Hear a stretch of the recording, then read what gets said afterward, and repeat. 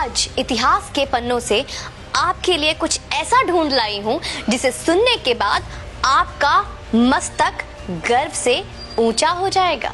जब भी हम उत्तर प्रदेश के मुख्यमंत्री और हम सबके प्रिय कानून का रखवाला कहूंगी मैं मुख्यमंत्री की बात करते हैं तो योगी आदित्यनाथ महाराज के कुशल नेतृत्व का ध्यान से देखते हैं तो उनमें एक ऐसे प्रतापी राजा की छवि दिखती है जो भूतो न भविष्यति गुणों से पूर्ण थे, यानी उनके जैसा न उनसे पहले कोई हुआ और न उनके बाद।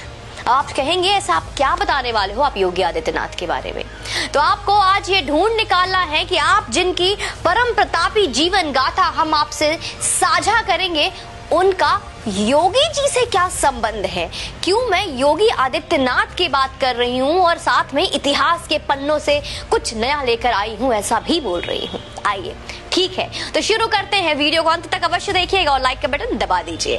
क्या आप जानते हैं कि भारत को सोने की चिड़िया बनाने वाला असली राजा कौन था? Any guess? कौन था वो राजा जिसके राजगद्दी पर बैठने के बाद उनके श्रीमुख से देववाणी ही निकलती थी और देववाणी से न्याय होता था? कौन था वो राजा? अभी तक कुछ याद आया, कुछ पता है, नाम सुना है, या अकबर बिरबल की खिचड़ी में ही रह गए? जिसके राज्य में अधर्म का संपूर्ण नाश हो गया था, कौन था वो राजा? महाराज विक्रमादित्य।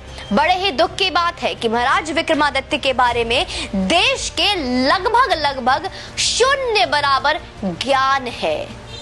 नहीं पता ना, जिन्होंने भारत को सोने की चिड़िया बनाया था और स्वर्णिम काल लेकर आए थे।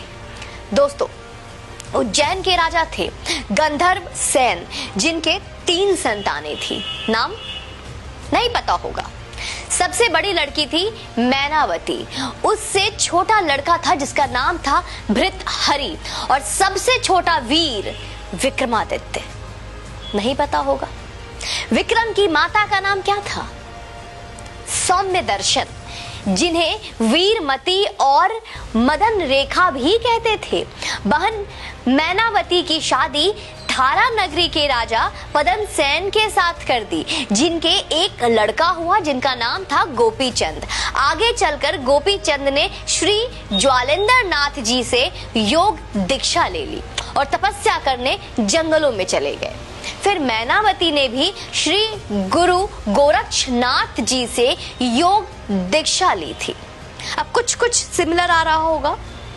आइए इतनी जल्दीबाजी क्या है, ध्यान से सुनते जाइए। शेयर का बटन दबा दीजिएगा।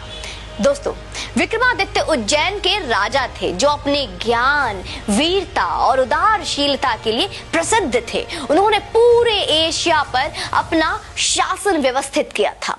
अरब पर इनके शासन का प्रमाण सायर उल ओकुल ग्रंथ के पृष्ठ संख्या 315 से मिलता है। आप उस ग्रंथ के पन्नों को पलटिए। इस ग्रंथ की रचना अरबी कवि जरहाम कितनोई ने की है। यह ग्रंथ वर्तमान में इस्तांबुल शहर के प्रसिद्ध पुस्तकालय मकतबे सुल्तानिया में स्थित है। सम्राट विक्रमादित्य ने शकों को पराजित किया था। उनके पराक्रम को देखकर ही उन्हें महान सम्राट कहा गया और उनके नाम की उपाधि कुल 14 भारतीय राजाओं को दी गई। उपाधि समझते हैं आप? विक्रमादित्य की उपाधि भारतीय इतिहास में बाद के कई अन्य राजाओं ने प्राप्त की थी, जिनमें गुप्त सम्राट चंद्रगुप्त द्वितीय और सम्राट हेमचंद्र विक्रमादित्य, जो हेमू के नाम से प्रसिद्ध थे, उल्लेखनीय है। विक्रमादित्य के पूरे दरबार में नवरत्न रहते थे। कहना चाहिए कि 9 रत्नों रखने की परंपरा का प्रारंभ भी उन्होंने ही किया था। दोस्तों उनके अनुसरण करते हुए कृष्णदेव राय और अकबर भी 9 रत्न रखे थे। सम्राट अशोक के दरबार में भी 9 रत्न रखे थे। विक्रमादित्य के 9 रत्नों का नाम जानते हैं आप? आइए। नंबर 1 धन्वंतरी, नंबर 2 छिपाका, नंबर 3 अमर सिन्हा, नंबर 4 शंकु, 5 बेताल भट्ट, 6 घट कारपारा, 7 कालिदासा, 8 वारामिहिर और 9 वरुचि। महाकवि कालिदास की पुस्तक विवरण के अनुसार उनके पास 30 मिलियन सैनिकों, 100 मिलियन विभिन्न वाहनों और 25,000 हाथी और 400,000 समुद्री जहाजों की एक सेना थी दोस्तों। कहते हैं कि उन्होंने ही विश्व में सर्वप्रथम 1700 मील की विश्व की सबसे लंबी सड़क बनाई थी, जिसके चलते विश्व व्यापार सुगम हो चला था, आसान, बहुत इजी। आज ये देश और यहाँ की संस्कृति केवल विक्रमादित्य के कारण अस्तित्व में है। इस बारे में ज्ञात है आप? अशोक मौर्य ने बौद्ध धर्म अपना लिया था, शायद ये इतिहास के किताबों में भी पढ़ाया गया था, और बौद्ध धर्म बनकर 25 साल राज किया था। भारत में तब सनातन धर्म लगभग समाप्ति पर आ गया था दोस्तों। जी हाँ, आप बहुत चौंक रहे होंगे सुनकर कि मैं क्या कह रही हूँ। देश में बौद्ध और अन्य हो चुके थे। रामायण और महाभारत जैसे ग्रंथ खो गए थे, बिल्कुल खोने से लग गए थे। महाराज विक्रम ने ही पुनः उनकी खोज करवाकर उसे स्थापित किया, विष्णु और शिव जी के मंदिर बनवाए और सनातन धर्म की फिर से संरक्षण किया, बचाया। विक्रमादित्य के 9 रत्नों में से एक कालिदास ने अभिज्ञान शाकुंतलम लिखा। अभिज्ञान शाकुंतलम का नाम शायद कुछ सनातनियों ने पहले भी सुन रखा होगा, जिसमें भारत का इतिहास है। अन्यथा भारत का इतिहास कहा क्या मित्रों? हम भगवान कृष्ण राम को ही खो चुके थे।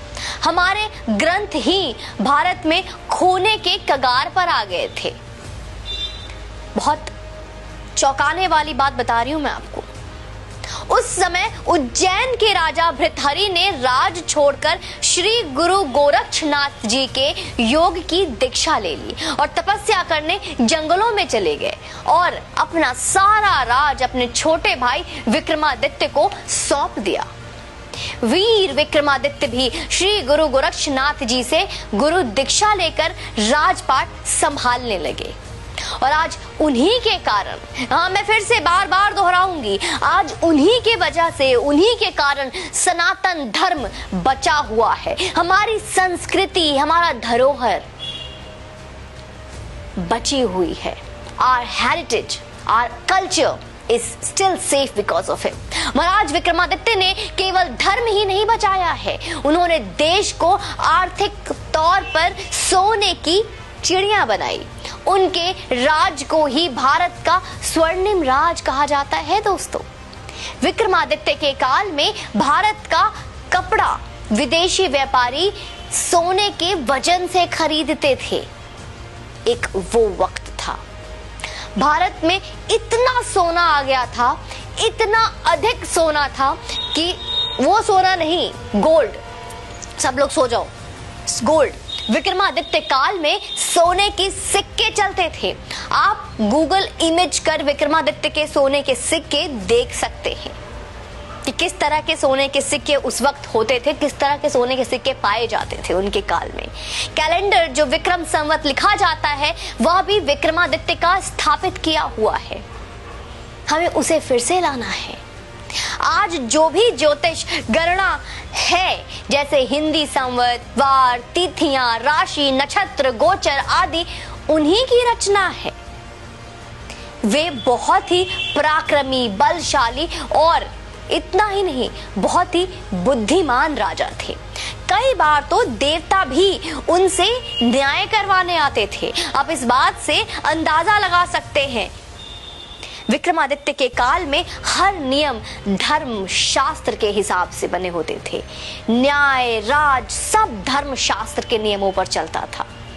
आप इससे उनका छवि अपने मस्तिष्क में खुद निर्माण कर सकते हैं। विक्रमादित्य का काल प्रभु श्री राम के राज के बाद सर्वश्रेष्ठ माना गया है, जहां प्रजा धनी थे, जहां प्रजा खुश थे और धर्म पर चलने वाले थे। बड़े दुख की बात है कि भारत के सबसे महानतम राजा विक्रमादित्य के बारे में हमारे विद्यालयों में, स्कूलों में, कॉलेजों में कहीं कोई स्थान नहीं है।